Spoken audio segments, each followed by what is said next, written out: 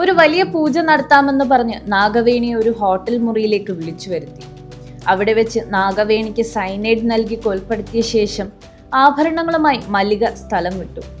ദിവസങ്ങൾ കഴിഞ്ഞാണ് നാഗവേണിയുടെ മൃതദേഹം അഴുകിയ നിലയിൽ കണ്ടെത്തുന്നത്. ഓരോ കൊലപാതകത്തിന് ശേഷവും മല്ലിക ആഭരണങ്ങൾ വിറ്റുകിട്ടുന്ന പണം കൊണ്ട് ആഡംബരമായി ജീവിച്ചു. വില കൂടിയ സാരികൾ, വസ്ത്രങ്ങൾ. അവളുടെ ജീവിതത്തിൽ നിന്ന് ദാരിദ്ര്യം പടിയിറങ്ങിയിരുന്നു. പക്ഷേ അവളുടെ കൈകളിൽ പുരണ്ട രക്തം ഒരിക്കലും കഴുകിക്കളയാനാകുമായിരുന്നില്ല.